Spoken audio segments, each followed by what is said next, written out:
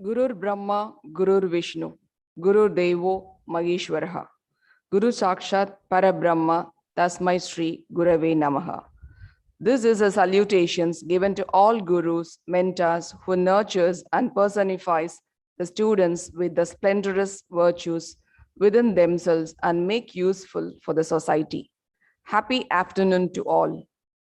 On behalf of Sri Balaji Vidyapith, SBV CONNEcT webinar team, I, Dr. Renuka K., Principal, Kasturba Gandhi Nursing College, moderator of this session, take immense pleasure in welcoming all to the 17th session of SBV webinar, SBV CONNEcT, on the theme, Role of Mentoring in Development of Communication Skills. With the blessings of our Honorable Chancellor, Sri M.K. Rajagopalan, and Dr. Prashant R., Vice Chairman, Sri Balaji Vidyapith, I take this opportunity as the best moment to welcome one and all for this SBV CONNEcT SBV webinar. On behalf of SBV webinar team, I welcome our Honorable Vice Chancellor, Professor Subhash Chandra Parija, Sri Balaji Vidyapith, who is the pillar of support for this SBV CONNEcT program.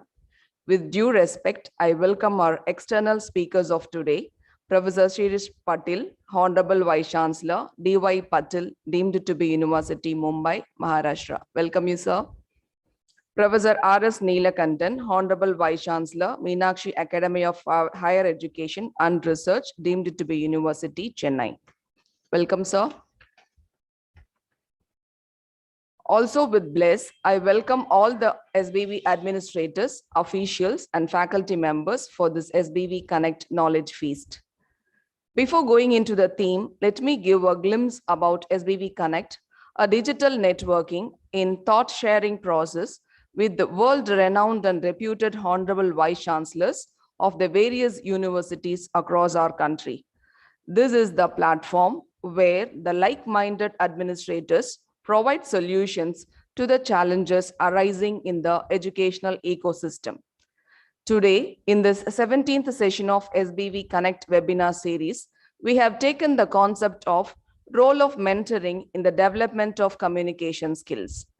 There are a lot of reasons people might have trouble in communicating clearly. A few common causes are related to personality, cultural background, and language ability.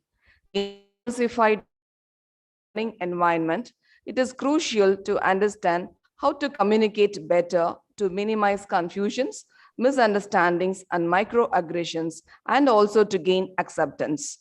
There comes the need for mentors to develop the communication skills and build trustworthy interpersonal relationships. Mentoring is an art of guiding mentees in better communications, understanding, and providing tips and roadmaps to acquire communication skill set for their professional achievement and personal development. Here we have three legends with us today to infuse and strengthen our mentoring role in the development of communication skills with certain keys for effective communication, role modeling, and explore opportunities what we have around. I feel highly privileged to introduce our first speaker of today, Honorable Vice Chancellor, Professor Shirish Patil, D.Y. Patil, deemed to be University, Mumbai, Maharashtra. Dr. Shirish Patil has more than 25 years of teaching, administrative, and research experience to his credit. He specialized in preventive and social medicine, and his key area of interest is health and hospital administration. Before accepting the responsibility of Vice Chancellor, he has served the university as the Dean School of Medicine at D.Y. Patil University. He was also closely associated with planning, implementation, and monitoring of various areas of the hospital.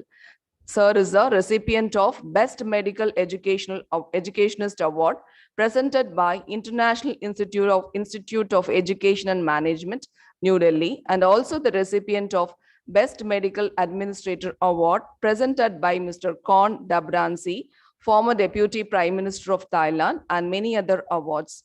He is also a member of the John Maxwell Team Online University, USA. Now, humbly, I invite Professor Shirish Patil to deliver his talk on Keys to Successful Mentoring, Effective Communication. Sir, over to you.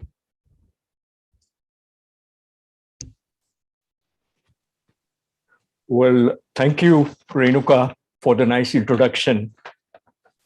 Let me first of all congratulate SBV Connect and the organizing team for choosing this topic on mentorship and effective communication and communication skills. This is one of the topics, both the mentorship as well as effective communication, which is very important in today's era. And the new generation is somehow lacking in effective communication the way we express it as. They are very good in the digital form of communication, like they're good in WhatsApp, maybe social media, maybe Facebook, Instagram, YouTube, and other social media kind of communications.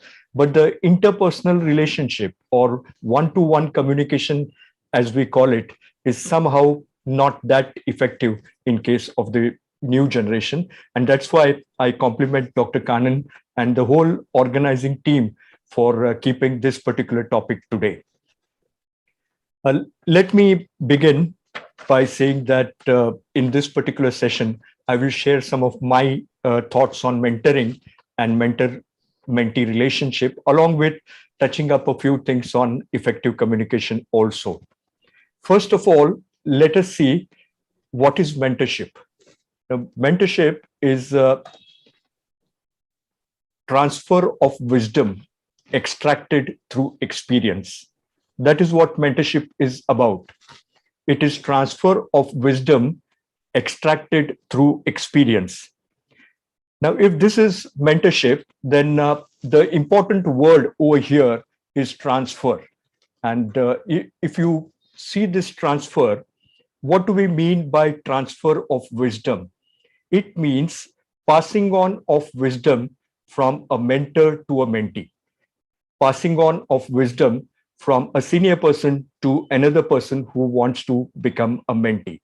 And how do we pass on this particular wisdom, or how do we get this particular wisdom to transfer it to the mentee? We get it by extracting it from experience.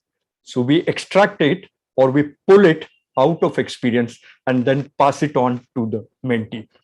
That is one of the simple methods of explaining what we mean by mentorship. So mentorship is a transfer of wisdom extracted through experience.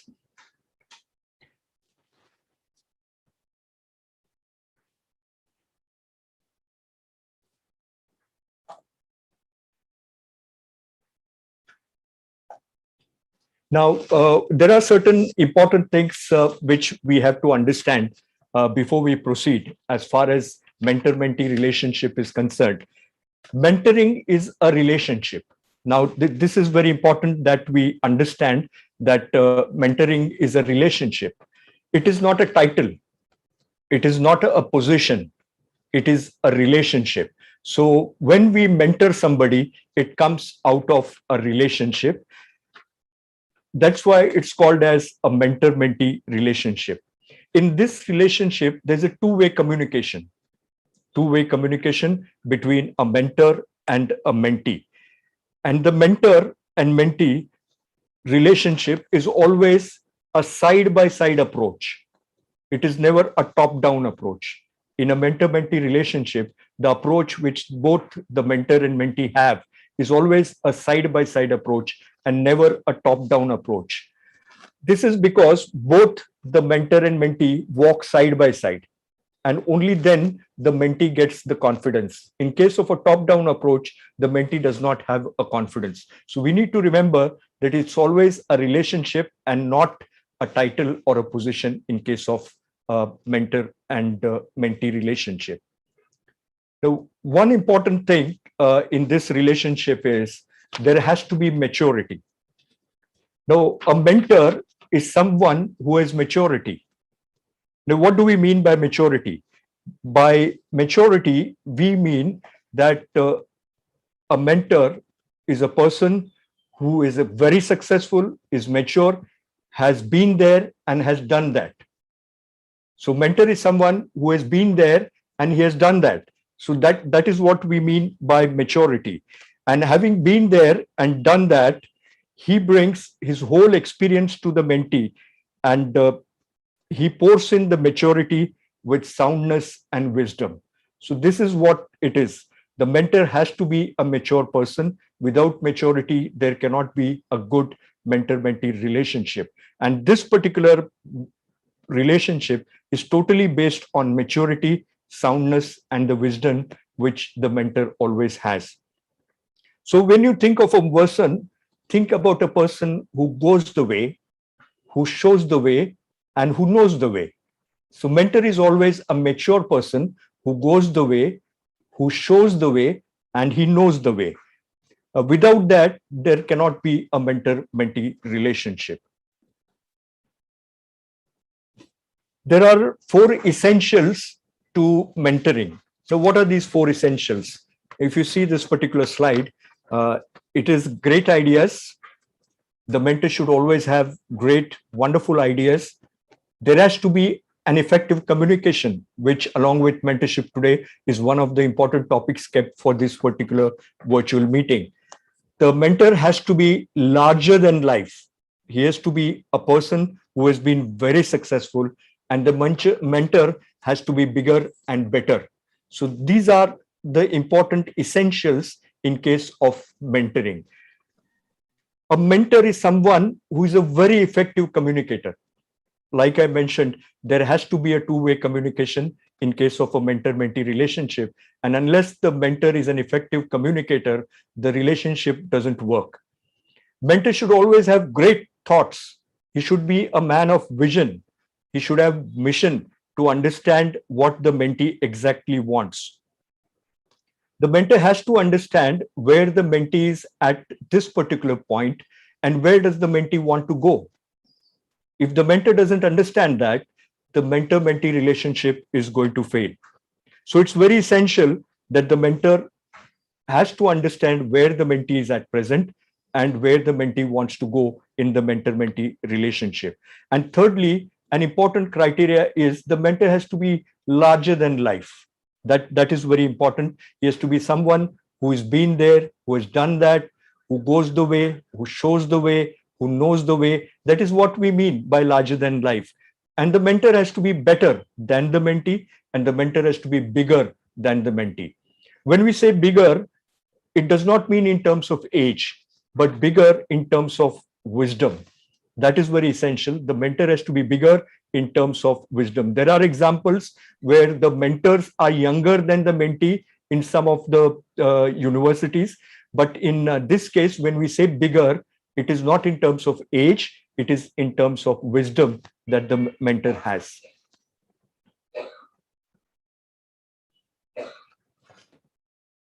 Now, whenever a person is sharing information, they are either teaching or training. Now, this is very important for us to understand at this particular stage. There is a difference between teaching, there's a difference between training, there's a difference between coaching, there's a difference between counseling, and there's a difference between mentoring. So these are the 5 areas which are always involved in teaching, training, coaching, mentoring, and counseling. These are the 5 terminologies which we always use. But there's a subtle difference. Though there are a lot of things which are overlapping in each of these, there are small subtle differences which are always seen. By teaching, we mean a person who is sharing the information. If you see at the slide over here, you can see that the person who shares the information is the one who is teaching. Now, in training also, we share information. But the difference between teaching and training is, in training, we have skills along with the information which has been passed. So that's the difference between the teaching and training. Now, whenever a person asks questions and he listens deeply to the answers, that is coaching. So a person is asking questions and is paying attention and is engaged in listening to the answers of the mentee or a person, then it is called coaching. Now, this coaching term has come from sports, but coaching in terms of sports is slightly different than coaching in terms of life coaches. Life coaches who that's a new concept which has come all over the globe now. There are people who are life coaches, and help in personality development, as well as in a lot of other things. So these are the people, the coaches who are there.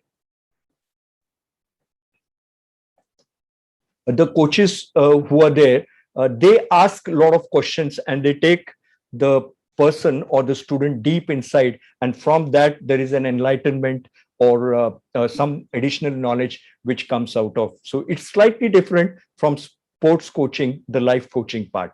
And the next thing that we come to is mentoring. So whenever a person shares their experience, they are mentoring. This is very important. Whenever a person shares the experience, the person is actually mentoring. So mentoring is nothing but sharing of our experiences and sharing of our wisdom. And we extract this particular wisdom from the in-depth experience that a mentor has. So that's the simple way of expressing mentoring.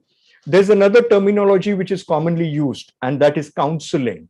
Now, counseling is something which is required for changing the behavior of a person. So when we want to change a behavior of a person, that is more or less counseling. But whenever a person shares his experiences, then the person is actually mentoring. So it's essential that at this particular stage, we understand all these particular things. There are some qualities of a mentor. Now, at this stage, let us see what are the various qualities of a mentor. A mentor is someone who has to be successful. A mentor has to be someone who is an engaged listener. And a mentor is someone who asks great questions. The mentor has to be someone who is very humble. There are many qualities of a mentor, but these are the four very important ones which we need to remember in this short space of time that we are meeting through this virtual medium. A mentor has to be a highly and very successful person. If there are mentees, if there are people who are here in this meeting who want to have a mentor, please choose a mentor who is very successful in whatever it is that he does. A mentor is someone who has immense learning skills and listening skills. So mentor has to have tremendous learning skills, and a mentor has to have tremendous listening skills. He has to be an attentive listener. He has to be an engaged listener. A mentor is someone who has mastered the art of asking questions. Questioning is one of the bases of mentoring. And this part of questioning overlaps, whether it is teaching, training, coaching, counseling, or mentoring. But in case of mentoring also, there is a role of various questions which are asked to the mentee. And the mentor has to be a humble person. If there are people who want to have a mentor, please don't choose somebody who is showy or wants to show off or something like that. Choose a person who is humble, because only then the mentor-mentee relationship will have some meaning. Well, let's take the first point. Mentor has to be someone who is very successful. Now, when we say a mentor has to be someone who is very successful, we have to find out a person who is very successful. If a person wants to be a mentor, he has to be someone who is very successful. And success is an important criteria for a mentor, because for the mentee, there are certain important things which are present. Like for the mentee, there is a statement which we generally say, who you learn from is as important as what you learn. Who you learn from is as important as what you learn. Therefore, always choose a person who is highly successful as a mentor. And the reason is, who you learn from is as important as what you learn. Now, this is a very powerful statement. This is a very empowering statement. And you need to choose your mentors very meticulously. These days, nobody wants to follow average. No one wants to follow an average person. Everybody wants to follow a person who is successful. Therefore, who you learn from is as important as what you learn. Now, listening is another important aspect of the mentor-mentee relationship, and is an important quality for the mentor. Unless the mentor is a great listener, an engaged listener, it becomes difficult to have a proper mentor-mentee relationship. Now, what do we mean by an engaged listener? As engaged listener is one who is fully present in the present. An engaged listener is 100% present in the present moment. An engaged listener is 100% present in the now. An engaged listener is 100% attentive to whatever is being said by the mentee. So these are three components of very effective listening, which is an important part of effective communication also. Both effective communication and effective listening go hand in hand. There cannot be effective communication unless there is effective listening from one of the parties in the two-way communication. And because of effective listening, the mentor always makes the mentee feel as if he's one of the most important persons in the world. That is one of the criteria of a mentor. A mentor always tries to bring confidence and encourages, motivates, and inspires the mentee, and tries to bring him up to a very level that the mentee starts feeling as if he's the most important person in the world. Now, let us go for some of the aspects about listening. Listening means trying to see the problem the way the mentee sees it. This is very important. Listening is an important part of effective communication.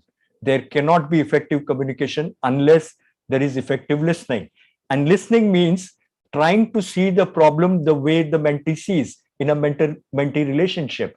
And this does not mean sympathy. Sympathy is feeling for the mentee. That's a different thing. But this means empathy.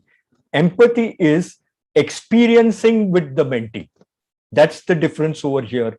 And listening is we try to see the problem the way the mentee is trying to explain or mentee is trying to express. Listening requires entering actively and imaginatively in the mentee's situation. So we either actively enter into the mentee's situation or position, or we imagine that we are in the mentee's position or shoes, and then try to understand the framework from our own perspective and understand the framework from the mentee's perspective. This is very important related to effective listening. The people often confuse listening with hearing. I hear what I say is not the same as I'm listening to you. Hearing is passive, listening is active. So I hear what I say. What you say is not the same as I'm listening to you. And the later I'm listening to you implies more than reception of sounds to the ears. It's the reception of in-depth message that the mentee is trying to explain. It suggests a thoughtful attention and an openness to the implications of what is being said that the mentor and mentee are already trying to explore. So listening is an important part of effective communication. Let's move on.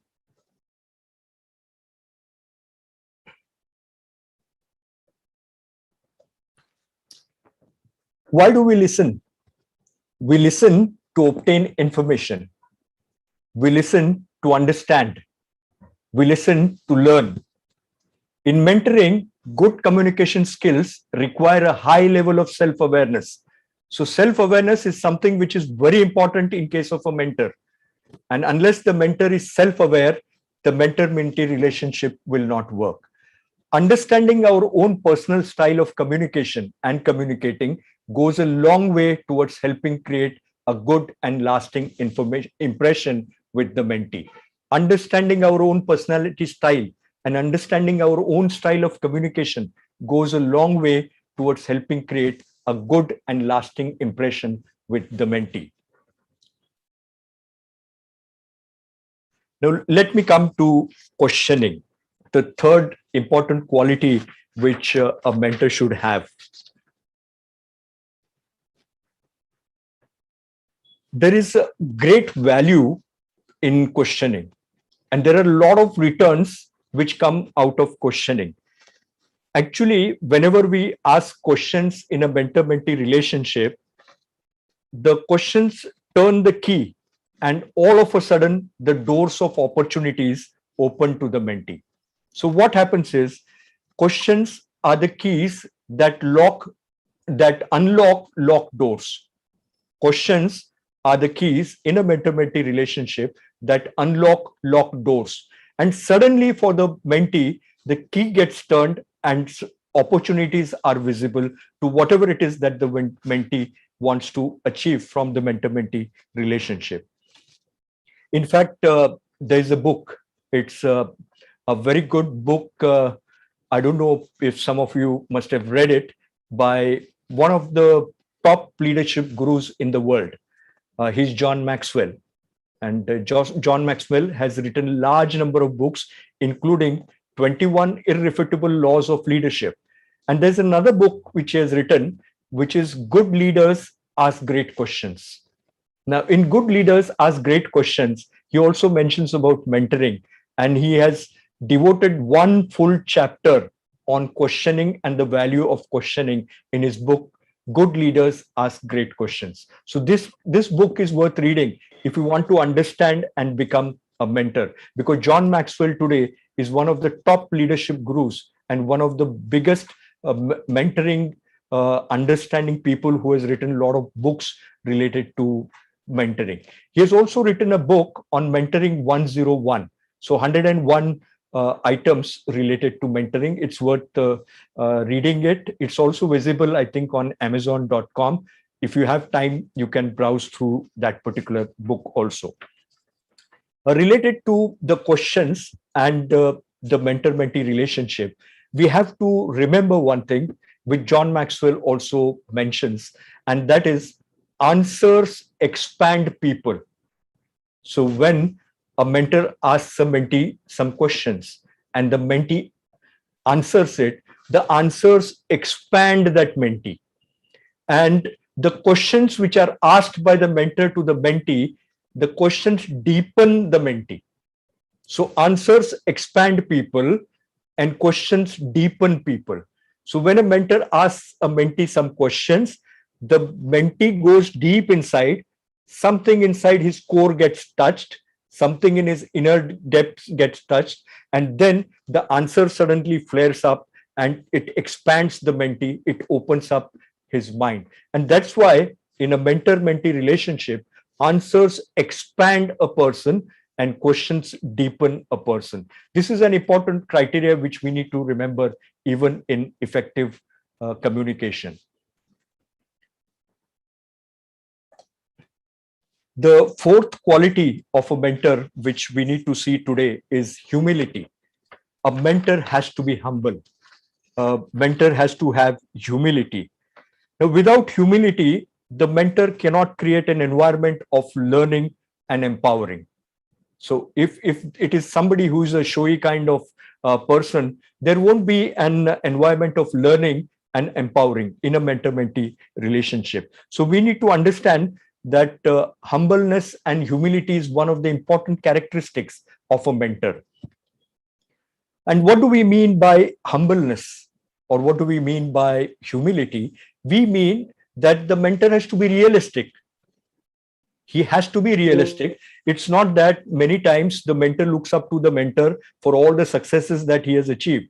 But behind most of these successes, there are n number of failures that the mentor has gone in his life. So when the mentor explains or tells his failures also to the mentee, that is humility and humbleness.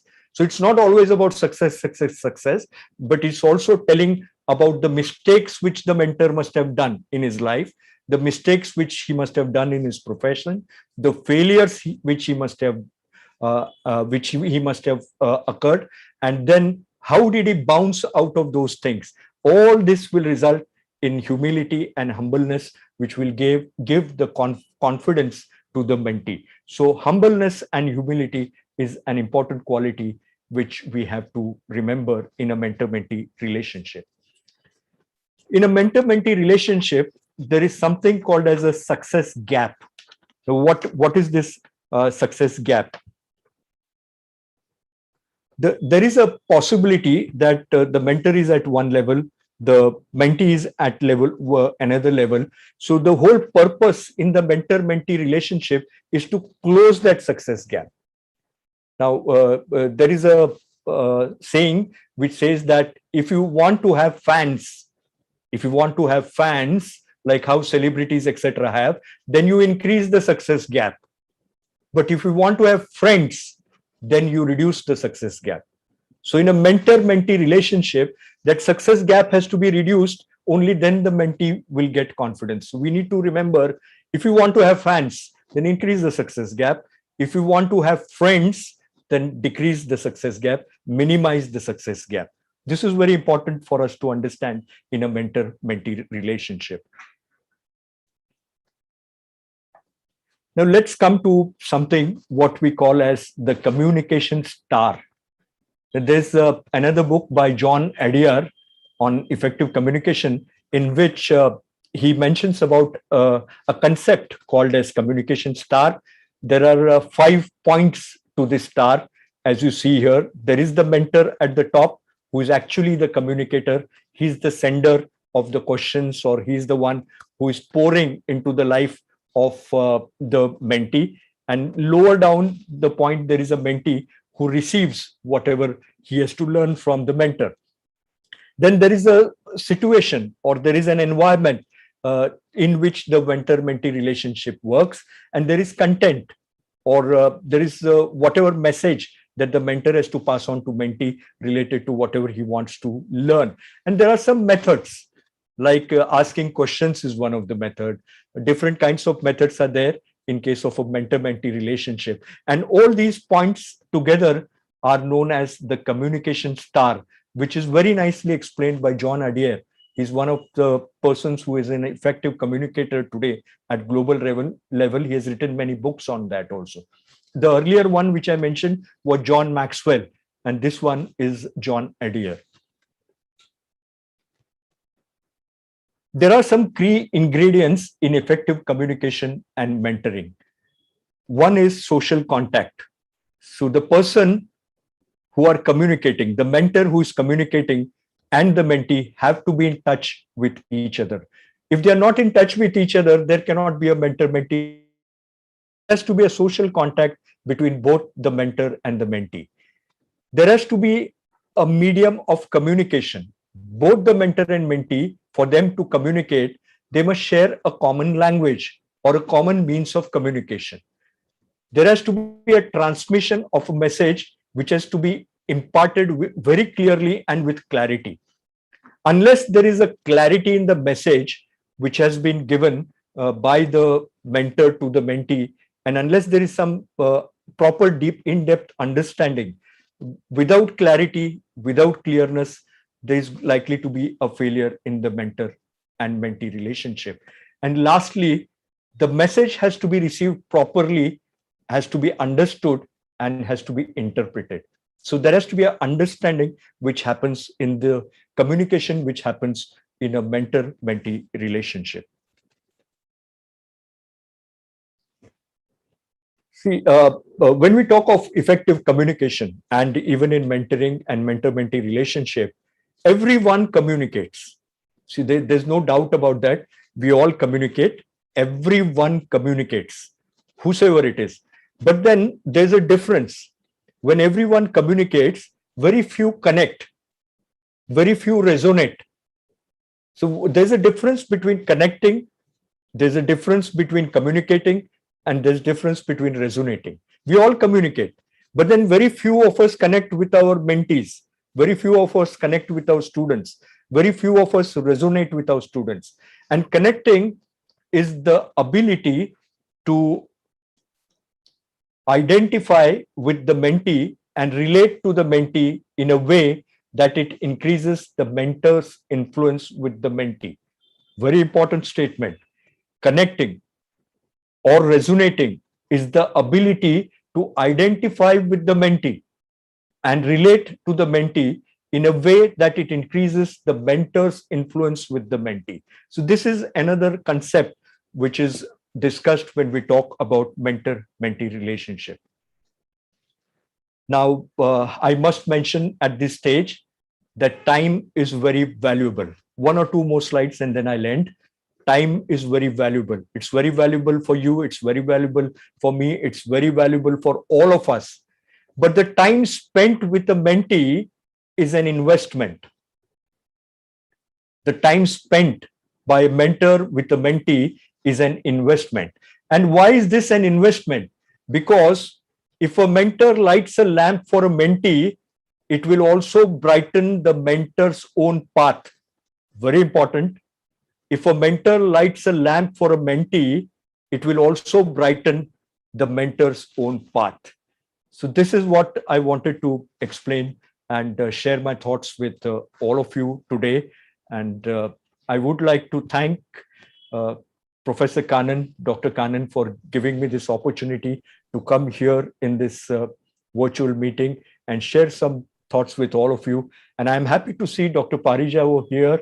I'm also happy to know that Neelakannan is also here. And thank you, Renuka, for being the moderator initially. With that, I pass on the session back to you. Thank you, sir, for enabling our faculty members to hold perfect mentorship to follow bottom-top approach among the SBV mentees, developing their communications, and they can be even become lifelong coaches to their mentees. Thank you, sir, once again. Let us now move on to the second session. To glorify the SBV CONNEcT 17th session, we have our respected and honorable Vice Chancellor, a global fame personality who doesn't need any introduction. Still, with his permission, I take pride to introduce our honorable Vice Chancellor, Professor Subhash Chandra Parija, Sri Balaji Vidyapith, Puducherry.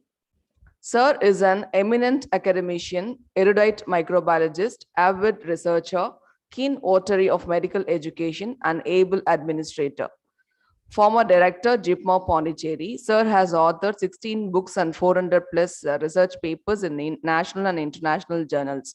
Sir is FAO, WHO expert member on foodborne parasitic diseases. Sir has received prestigious Dr. B.C. Roy National Award, MCI, in the year 2003 for his contributions to the development of medical microbiology. Sir is the founder of Indian Academy of Tropical Parasitology, conferred with various fellowships that include FAMS, FICAI, FABM, and FIMSA. Sir holds 2 patents to his credit.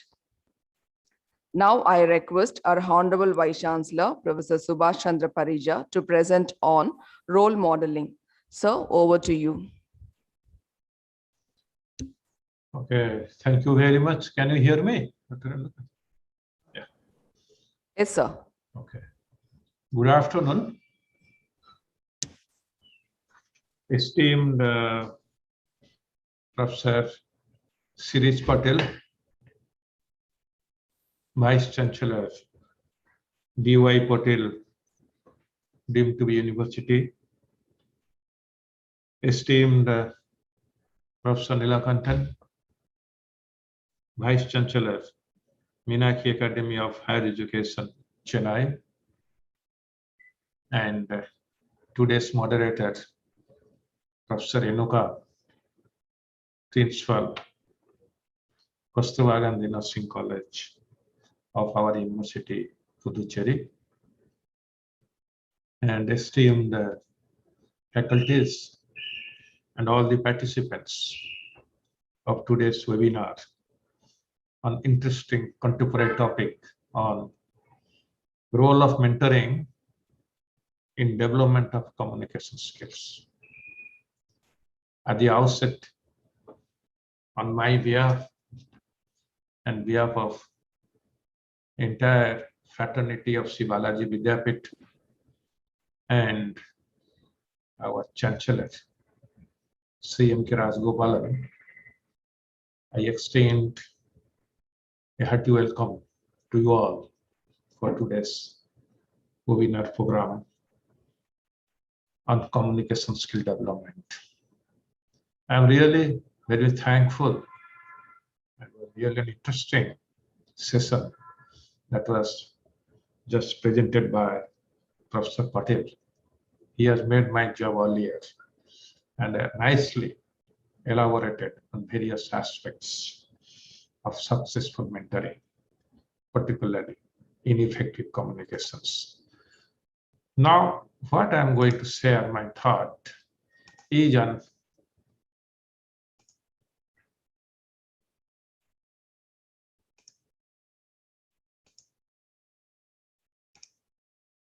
role modeling in the context of development of communication skills. We know throughout our life, we have a lot of role models around us.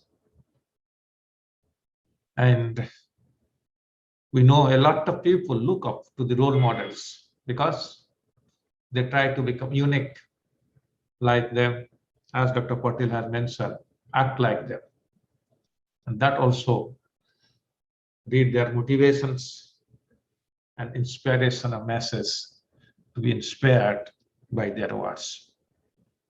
I'm very much sure all of us would have some distinct role model in various stages of our career or our life.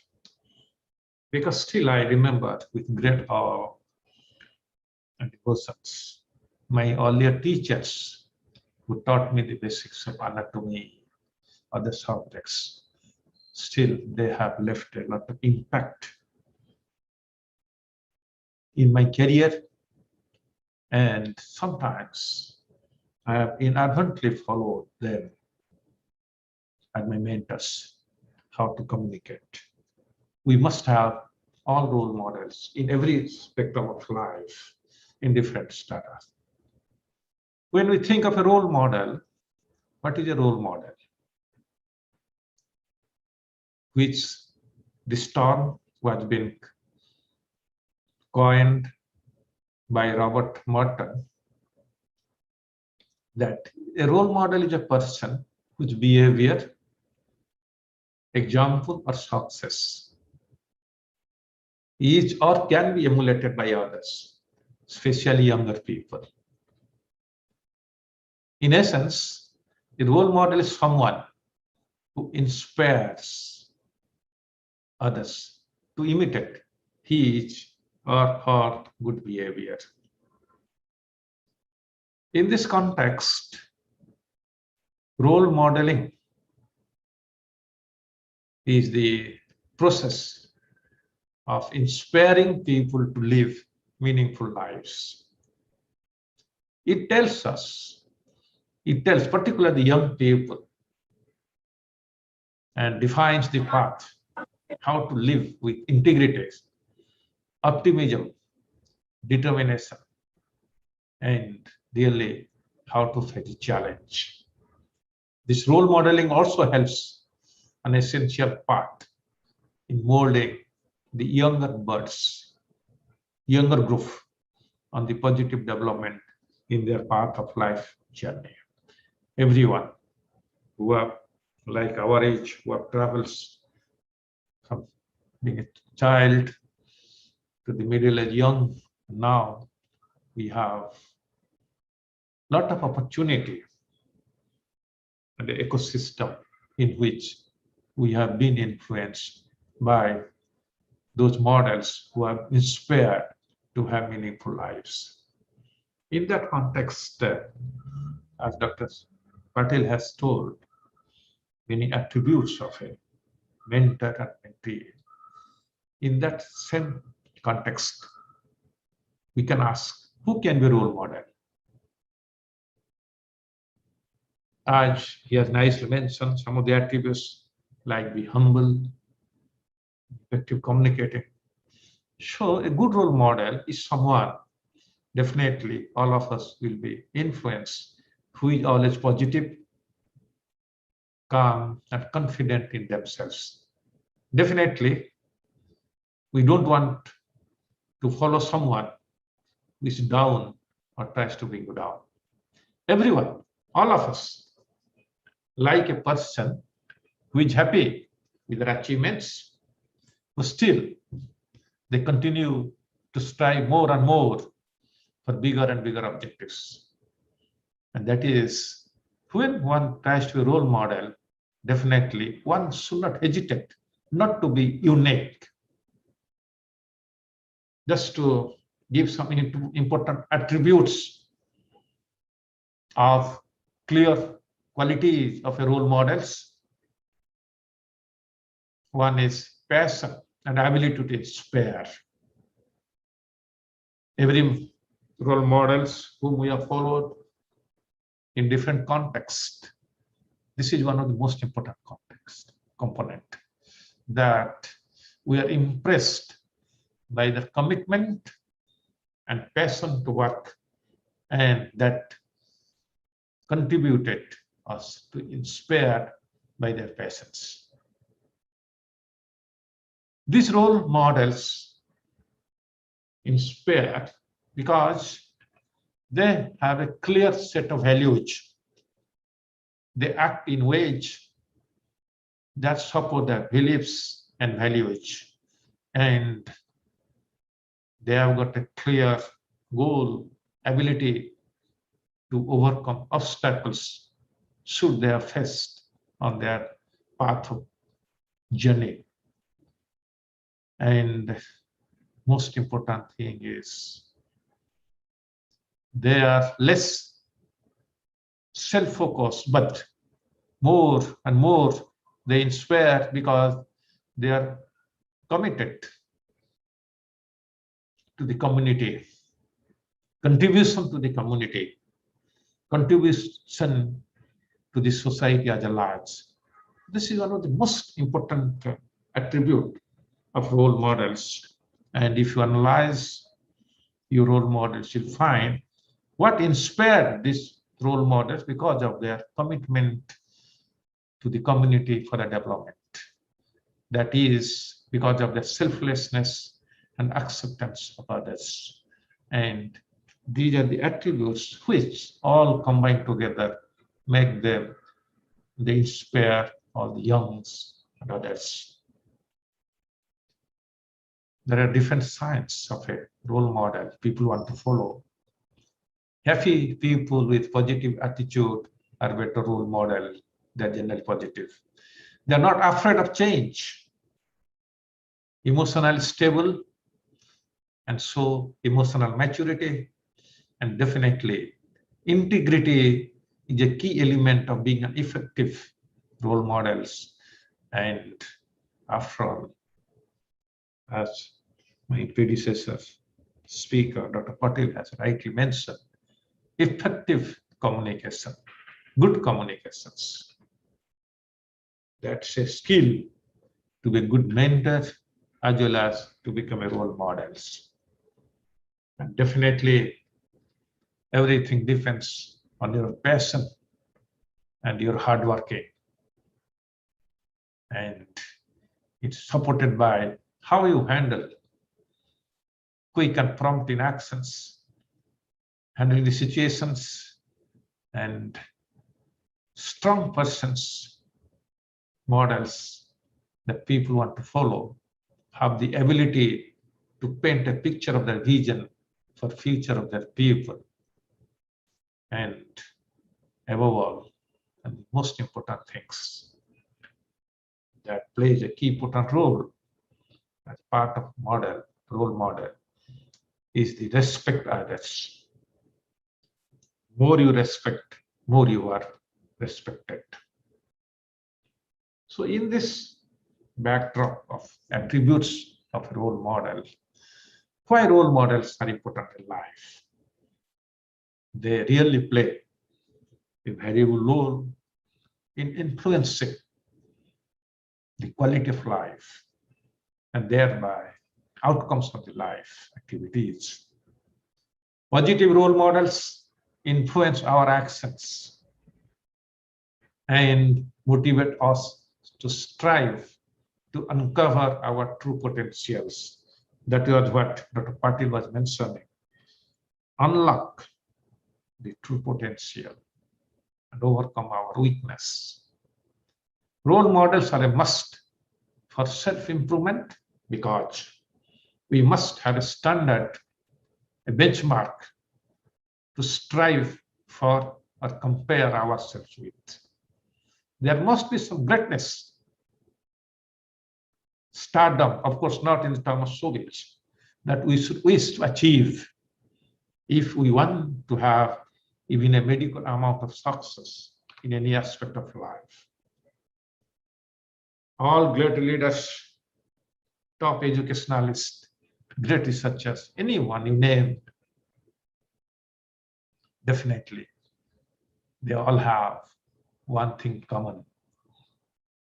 They all have positive role models whom they strived to emulate in some way and eventually end up doing better than their role models. Hence, it is important to have the right inspiration to discover who you are. Hence, contribute your best, do your best. In this backdrop of attributes of a model and qualities of a model, when we think of mentoring, as Dr. Patil has rightly mentioned, it is a dynamic reciprocal relationship in a work environment between an advanced career, incumbent, and beginner aimed at promoting the development of both, that is mentor and mentee. In nutshell, it is the mentor who handholds the mentee, facilitate the mentee to the relation of dream. Hence, mentoring is always important. It is an enriching experience for both mentor and mentee for a professional career lifetime, which I like to quote from one book myself and Dr. Atkoli have edited on effective medical communications. So when we think mentor, we have to think from three different perspectives. Mentor as teacher, mentor as protector, mentor as role model. As a teacher, mentor contributes to educate mentee about research content and method, clinical teaching skills, how things work in this context of a medical schools or health sciences service. In this, mentor as a protector, mentors have image of a superhero, helps for advancement, promotion, and recognitions. And as a role model, a person considered a standard of excellence to be imitated. Mentoring, hundreds of stories are there, successful association of mentor and mentee. Great, most revered Ramakrishna Paramahansa and his disciple Vivekananda is a classic example of the mentor and mentee relationship that has resulted in contribution to the society. And Chanakya and Chandragupta Maurya and so on. Our culture, Indian traditions, is the oldest culture that is strongly based on Guru Sishya Parampara. And that is an excellent, beautiful relationship of mentor, mentee, teacher, and students. And that has been evolving nicely from ancient period to current trends. So to summarize, what is mentoring, how it matters, why? Yes, it helps to motivate, it gives support to mentees, it defines the path, the goal for the mentees, and it shows the to accept the challenge for success, moving in the right directions. Hence, why should a mentor be a good role model? Because an effective mentor encourages the exercise that mistakes are a learning opportunity and that promotes positive growth. Having been in a similar position earlier, they can often empathize with a variety of similar situations. They allow mentee to make mistakes and then use that mistakes as a positive opportunity as a learning experience to learn. An effective mentor encourages the exercise that mistakes are a learning opportunity that fosters, again, positive growth. It's a good mentor relationship. We are the senior partner, can be role model through both your verbal and non-verbal communications by who you are, because you provide a personal window for the students or juniors on a possible future. Your ethical, scientific, and professional behavior all leave a strong impression or make an impact on students or junior colleagues or the stakeholders, and that inspires only all the mentees from students or juniors to be inspired by your activities, and that changes the attitude of the mentees towards your work. And hence, as Ben mentioned, communications is an important component on this mentor as a role model. Communicate your feeling about a professional career, what you learned, what mistake you did, how did you overcome, how to take a challenge.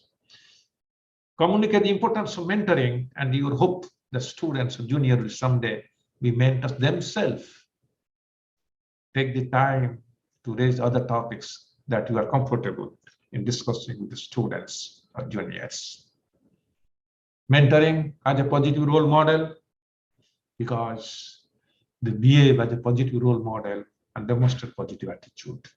A good mentor exhibits the personal attributes it takes to be successful in the field.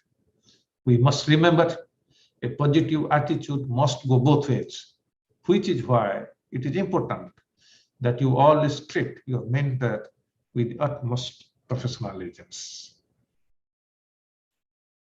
Mentoring sets a good example, often known as modeling, or the idea that one individual can thrive by finding inspiration in and striving to emulate the traits of a more successful individual.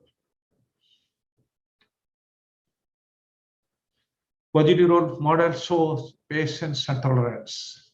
An effective mentor encourages the exercise that mistakes are a learning opportunity that fosters positive growth.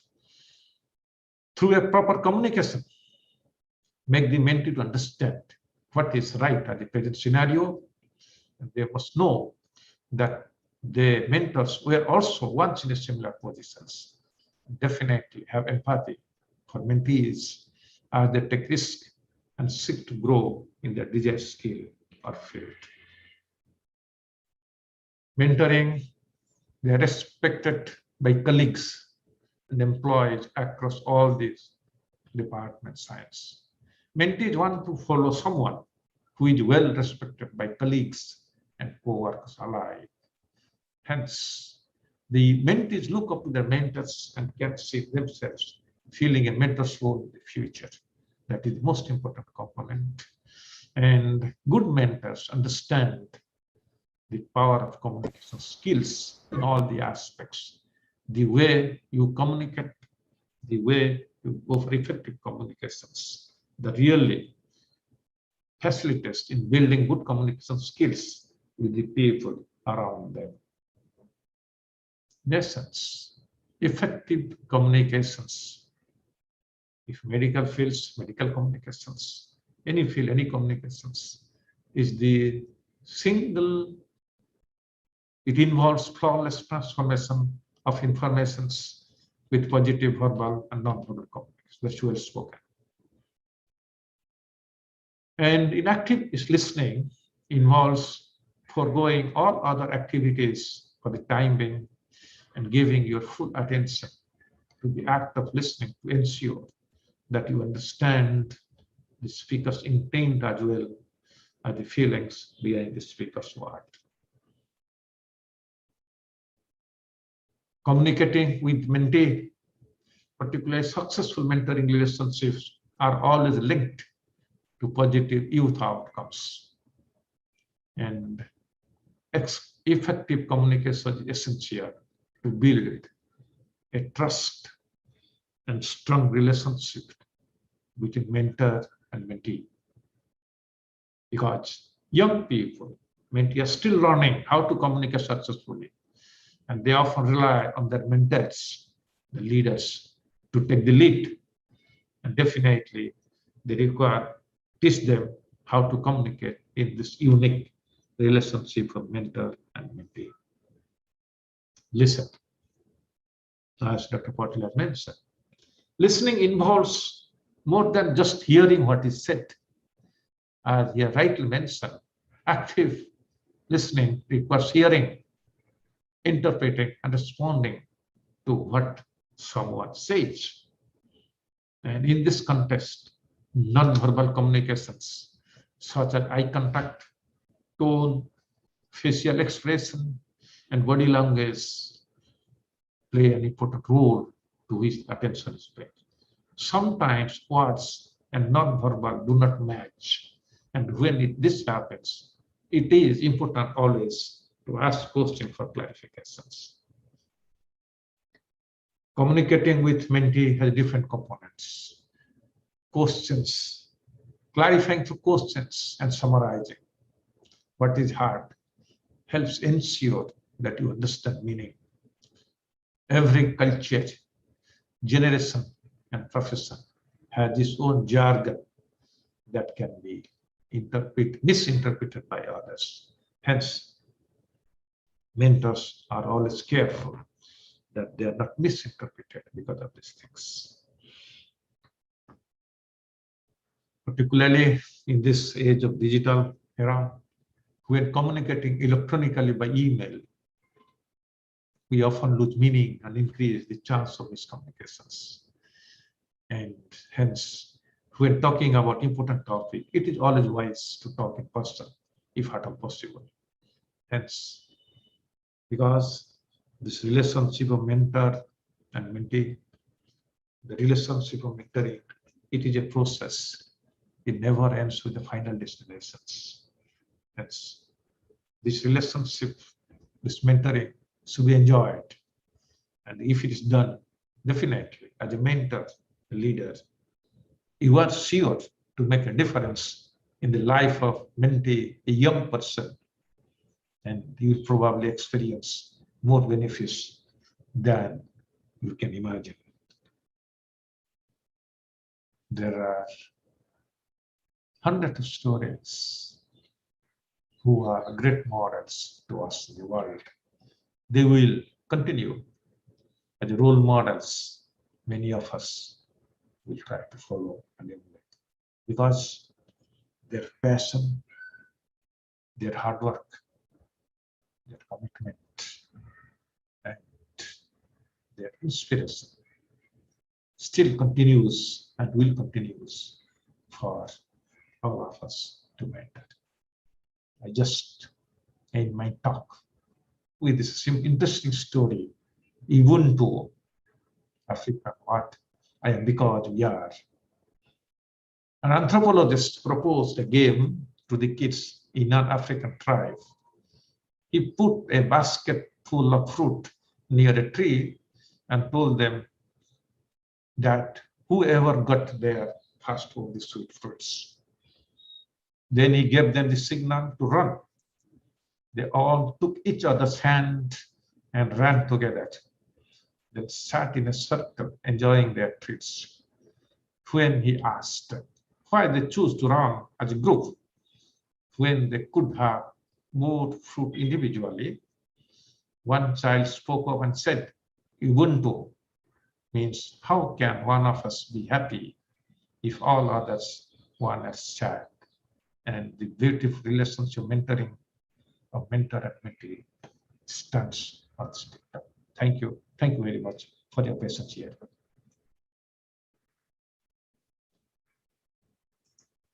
A thought-provoking and sensational talk on role modeling.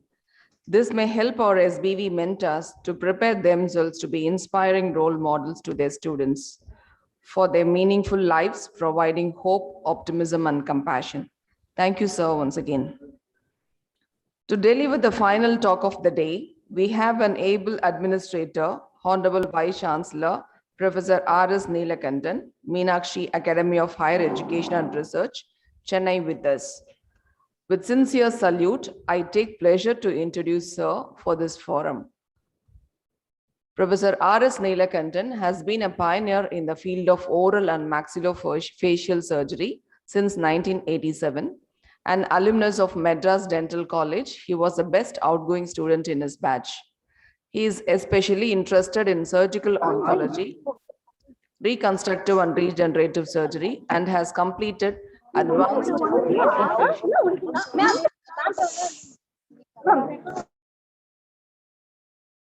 advanced craniofacial and distraction osteogenesis training at Leipzig University, Germany. He has, to its credit, over 50 international and national publications and authored a manual on distraction osteogenesis. He has conducted extensive research in the field of distraction osteogenesis of the facial skeleton and has earned 3 notable patents for distraction devices during his tenure in the field. He was the president of Association Oral and Maxillofacial Surgeons of India 2016. He was also the advisory committee member, Senate of Tamil Nadu, Dr. MGR Medical University, Chennai. Deep sense of respect, I invite Professor R.S. Neelakandan, Honorable Vice Chancellor, Meher, to deliver his talk on opportunities and limits of mentoring of academics and personal domains. Sir, virtual desk is ready for you. Please, sir.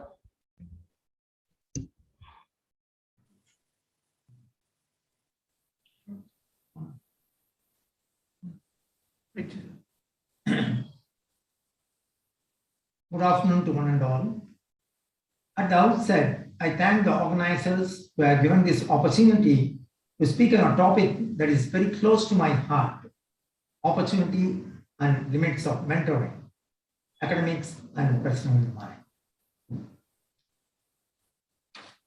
This is an interesting topic to discuss from the Indian historical perspective, as our history outlines, even from Vedic times, the benefit of good mentor-mentee relationship.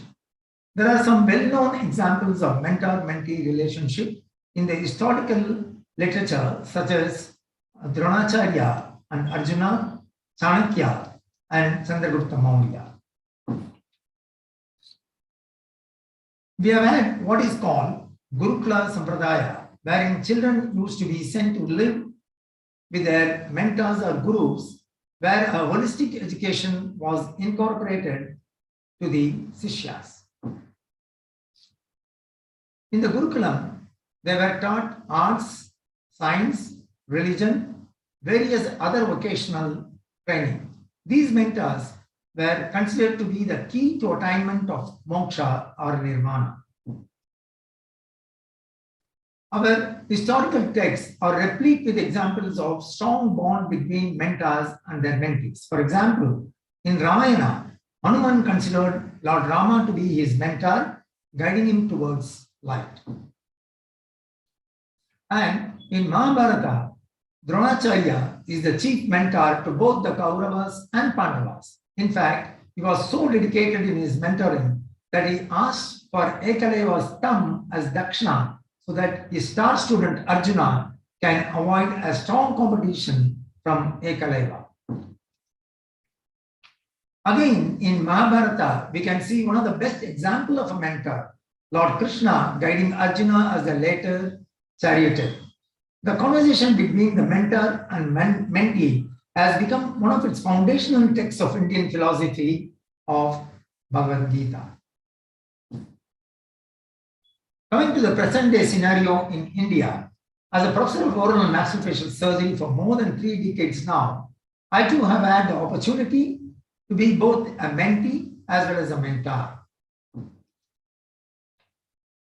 I honed my skills and under many of my professors who have had a key role in shaping my future.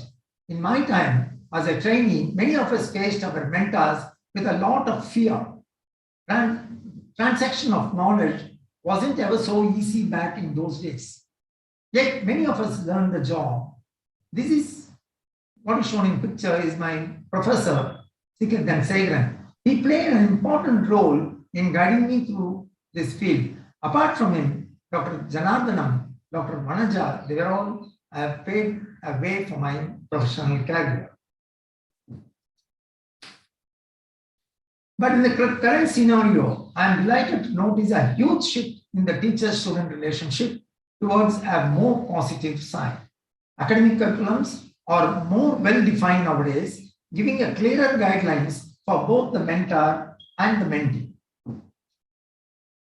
But at the same time, the rapport is very rarely extended into the personal domains. For today's youth, there is an astute tendency for political correctness and setting clear boundaries between teachers, parents, students, and friends. But as a mentor, I have rarely seen students opening up about their personal lives to me. And it is also interesting to know that a few of those students who have opened up to me are the handful of my special students with whom I am still consistently in touch with. As a teacher of a subject like oral and maxillofacial surgery, wherein a trainee learns by operating on another human being's face, I sometimes think it is necessary for me to be able to trust him or her with a task at hand. So I feel the need to know their lifestyles and habits to set them towards the right path, ultimately in their professional spheres, which will do a lot good for my patients. But this is easier said than done. There need to be clear guidelines for mentoring, which is customized for each field. Education, especially higher focused education, should be just a process of visiting the university, completing a set course of work, and earning a degree. It shouldn't be like that. The process of mentoring is a subject that should have in its general objectives personal development and professional excellence of those who are mentees, the evaluation of the mentor role, and researching new methods or mentoring techniques. It should be guided by scientific research, which establishes code of ethics for both the parties, the mentors and the mentee. In short, it should not be the one based on personal anecdotes and instincts. Looking at the literature, there are studies in Western countries designed to investigate the mentor-prodigy relationship. During the mentoring experience in an academic setting to discover factors, prodigies, and their mentors perceived to be a key component of an effective mentoring relationship. In a retrospective study of 150 alumni prodigies and 42 of their mentors, Hager and Thurman in 2012 identified mentor-prodigy functions based on psychological mentoring contract. This contract consists of perceived obligations on the part of the mentors and prodigies, including relational and translational obligations. Relational obligations of mentors include availability, encouragement, acceptance, trust, and advising. Relational obligation of the prodigies, they include loyalty, respect, friendship, support, and deference. Transactional obligation of mentors include career support, networking, opportunities, intervening on behalf of the prodigy, and providing challenges. Transactional obligations of the prodigies include project assistance, willingness to learn, high performance, and information. Another US study finding revealed 8 themes describing key components of an effective mentoring relationship. They included open communication and accessibility, goals and challenges, passion and inspiration, caring personal relationship, mutual respect and trust, exchange of knowledge, independence and collaboration, and role of modeling. Based on identification, throughout the literature of career-related and psychosocial functions of mentoring, 3 of the 8 themes fit the career-related category, while 5 could be categorized as psychosocial, highlighting the importance to both mentors and prodigies of a supportive mentoring relationship. It is highlighted by the 6 C's, which are to connect, to communicate, to collaborate, to circulate, to cultivate, and to celebrate. But it is unfortunate that these anthropological studies are very less prevalent in the Indian scenario, especially since the teacher-student relationship is considered to be a divine one in our history, as I had earlier illustrated. There is no scientific, studies on these subjects. Again, Joshua Wolfsheim, in his book Power of Two, dispels the myth of the myth of the lone genius by citing various examples of geniuses from the various fields in history, like science and art.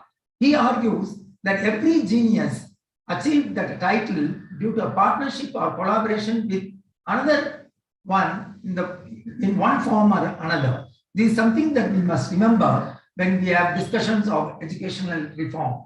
We should go beyond textbooks and classrooms. Education should be a very personal process for both the teacher and the student. It has to be a group activity.